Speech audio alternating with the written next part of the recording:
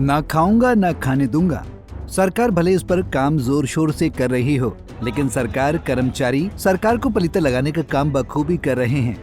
दरअसल गरीब और अल्पसंख्यक समाज के हजारों बच्चों के साथ सरकारी बाबुओं के द्वारा करोड़ों रुपए की लूट का मामला सामने आया है, जिसने न सिर्फ लाखों रुपए के सरकारी खजाने को नुकसान पहुंचाया है, बल्कि उन हजारों मासूम बच्चों के सपनों और भविष्य को भी रौंद डाला है, जिन्हें हमारी सरकार अल्पसंख्यक छात्रवृत्ति के माध्यम से सहारा देना चाहती थी। हम बात कर रहे हैं उत्तर प्रदेश में हुए अल्पसंख्यक छात्रवृत्ति घोटाले की, जिसने पूरी शिक्षा व्यवस्था और कल्याणकारी योजनाओं पर गंभीर सवाल खड़े कर दिए हैं। बता दें कि बस्ती जनपद में अल्पसंख्यक छात्रवृत्ति में बड़ा घोटाला सामने आया है। 47 संस्थाओं की जांच में 1,56,00,000 रुपए की छात्रवृत्ति घोटाला सामने आया है। बता दें कि भारत सरकार हर साल अल्पसंख्यक छात्र और छात्राओं के लिए छात्रवृत्ति के लिए जिलेवार बजट भेजती है, लेकिन बीते 2021-22 और 2022-24 सत्र में अल्पसंख्यक छात्रवृत्ति में 1,46,00,000 का घोटाला हो गया। जो पैसा अल्पसंख्यक छात्रों की छात्रवृत्ति के लिए संस्थानों में गया था, उस संस्थान में HOE ने छात्रवृत्ति का पैसा डकार लिया। जब छात्रवृत्ति में घोटाले का मामला सामने आया तो CDO ने 5 जनपद स्तरीय अधिकारियों की टीम को जांच के लिए नामित किया। जांच में कई बड़े खुलासे हुए।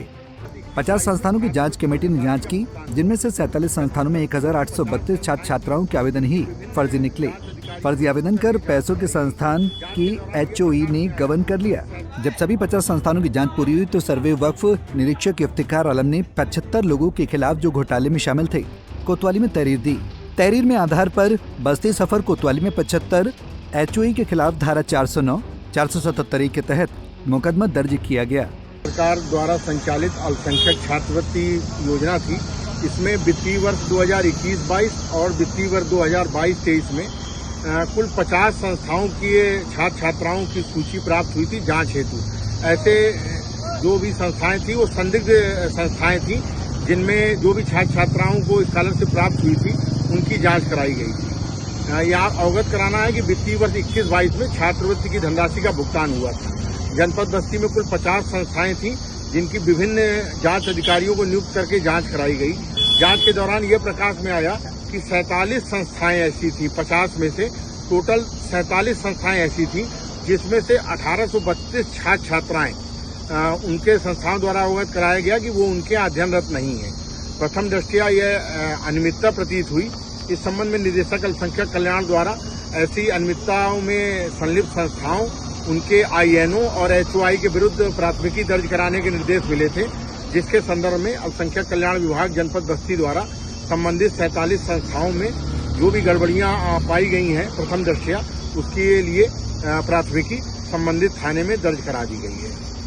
वहीं CO सत्येंद्र भूषण तिवारी ने बताया कि वक्फ निरीक्षक द्वारा एक तहरीर दी गई थी। तहरीर ने 1800 से ज्यादा छात्रों के नाम पर फर्जी तरीके से धनराशि निकाली गई थी। तहरीर के आधार पर 75 लोगों के खिलाफ मुकदमा दर्ज कर जांच शुरू कर दी गई है। विवेचना के दौरान जो साक्ष्य सामने आएंगे उसके आधार पर आगे की कार्रवाई की जाएगी।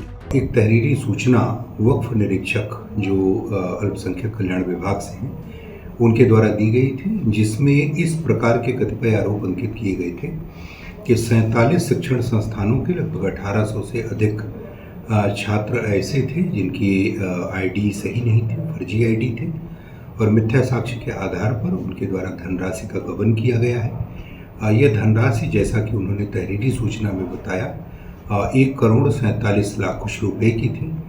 इस संबंध में उनके तहरीर पर सुसंगत धाराओं में अभियोग का पंजीकरण किया गया है। इसमें विवेचना कराई जा रही है। जो भी तथ्य प्राप्त होते हैं, जो भी इसमें साक्ष्य संकलित किए जाते हैं, उस आधार पर जो दोषी होंगे उनके संबंध में विधिक कार्रवाई कराई जाएगी। दंड संहिता की सुसंगत धाराएं, जैसा कि किसी तहरीर का कंटेंट होता है, उस आधार पर वो धाराएं लगाई जाती हैं।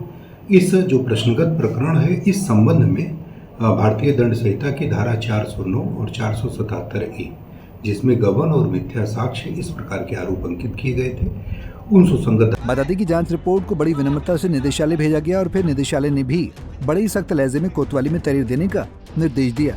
अब देखना यह है कि जिन शिक्षण संस्थानों के प्रबंधक और प्रधानाचार्य इस घोटाले की खेल में शामिल थे, जिनमें ज्यादातर वित्तीय सहायता प्राप्त इंटर कॉलेज हैं, उन पर क्या कार्रवाई होती है।